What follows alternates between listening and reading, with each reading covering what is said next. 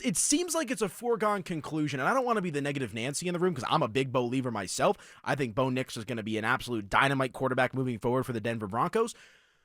But is there at all some concern about a potential sophomore slump for number 10? Will Peterson, our guy at denversports.com, writes this.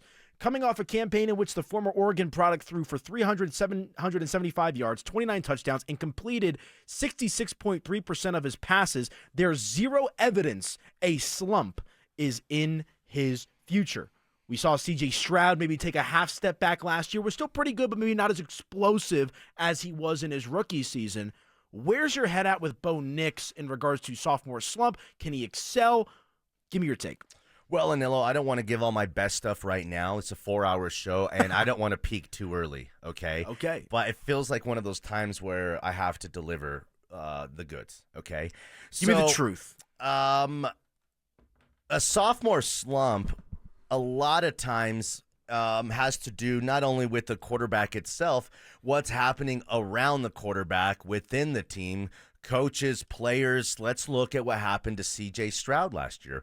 Well, they think they're close after making the playoffs. Let's go take 2 steps forward. Let's jump a step and go add Stephon Diggs.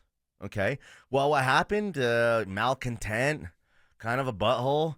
Not a leader, took away from all the good stuff, the good young kind of karma that the Texans had from the year before with a rookie coach, and got hurt right away, was a non-factor. Probably was a headache, probably was not a good influence on some of the guys. They had Nico Collins get hurt. They had other injuries. And what happens in the end, the coaching staff in a second year has to be better itself. They start to get figured out from the other coaches, the other teams within their division. And what happens at the end of the season? A quote-unquote sophomore slump. They still go to the playoffs, win their division, win a playoff game, and are just this kind of close were the Texans to going to an AFC championship game.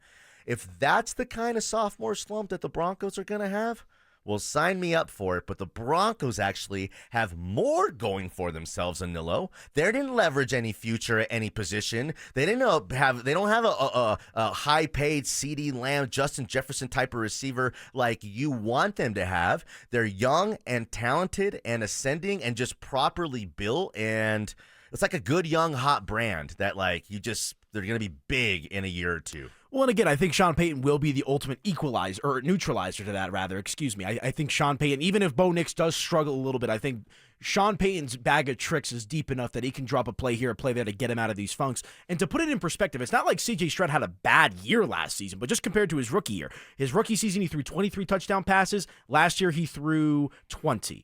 Let's see here where I'm losing my train of thought. He threw for 4,100 yards in his rookie season, threw for 3,700 in his sophomore season. And I think what's the two alarming stats that you look at with CJ Stroud in particular is the interceptions and the sacks. Year one threw only 5 interceptions. Last year, more than doubled that with 12. And then you look at QBR, 57.5 in his rookie season, 49.8 last season, and sacks, 38 sacks for CJ Stroud in his rookie year compared to 52 in his sophomore season. I like what you're saying, though, because I do think, Bo Nix was in a pretty bad situation last year, right? Like the Broncos made him earn his keep, but you got, a demanding head coach in Sean Payton, not a lot of depth at skill position, not a lot of depth on the roster in general because of the Russell Wilson dead cap. So in theory, the stars should align for Bo Nix to not go backwards, but rather go forwards. There is no going backwards for this team. You can't speak in absolutes. But what I'm saying is this is not a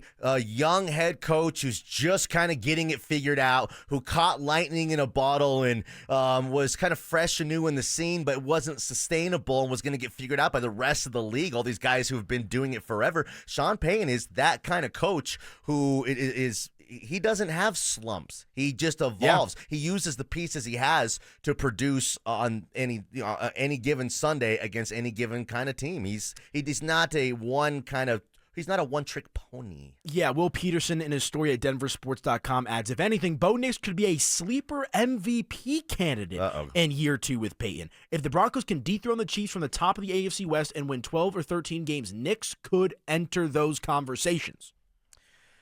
I like that. That sounds like a Will Peterson take. You know what I mean? It's probably a little bit strong, but I don't think it's unrealistic. Like No. if the Broncos, let's say they do win 13 games, let's say they do win the division.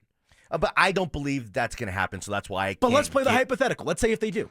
Well, then it's for sure. It's wraps. Then he's a top 3 He's or a 4. top 3, exactly. But again, how do you jump Lamar Jackson? How do you jump Josh Allen? Voted for How Teague. do you jump It's the Nikola Patrick Jokic Mahomes? argument.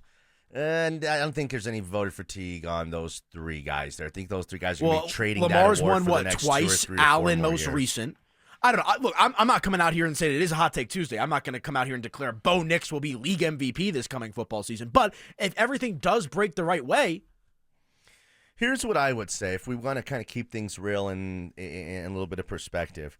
He threw 29 touchdowns for 3,700 yards last season. If he goes to 33 touchdowns for 4,000 yards and they win 11 games in a playoff game, well, then the next season we can talk about that 1 or 2 gigantic free agent, didn't see this guy coming to the roster, difference-making signings.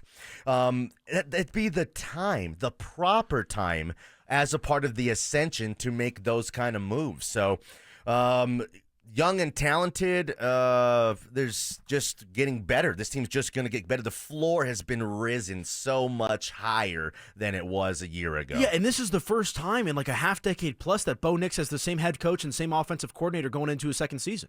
So I just think, and I'll make sure to ask Mike Kliss this when we talk to him throughout the course of the week, I think Bo Nix having a full quote-unquote normal offseason to ramp up and prepare, I think that is going to work wonders for him. Now, look, I like to set the bar low so that way if I am disappointed, it's not that much and I'm more excited if things go the other way. So I'm not saying I'm expecting a sophomore slump whatsoever from Bo Nix. Would it surprise me if the first few weeks he looks a little off? No, it wouldn't. But I do believe Bo Nix, his mental makeup, his skill set, along with Sean Payton and the weapons they got around him now at running back and receiver, which are better than last year, I'm expecting Bo Nix to be as good, if not better than last year. Check this out, Aniello. These numbers, if we ran it back with these same numbers and he gave me 3,729 touchdowns, I'd take that now. 100%. I would take that next year because we know what that kind of looks like and equates to double-digit wins right there in the thick of things. But the run game is going to be superior. The defense is going to be really good, really good. And what does that look like at the end of the year? Probably an 11-win team. Probably a team that's dangerous in a couple of different ways going into the playoffs, and probably a team that nobody really wants to face. Well, we shall see. Ladies and gentlemen, listen up. Denver Sports 104.3 The Fan has teamed up with the city of Aurora to give away a trip to the Battle at Bethpage Black. All you have to do to enter... I've been there. Have you? Yes. That's incredible. Sorry to interrupt. All you have to do to enter is head to the Pro Shop at any of the City of Aurora's 5 beautiful golf courses between now and August 1st, and just look for the cutout of Zach By, scan that QR code for more information, and the list of course locations, head to denversports.com/golf.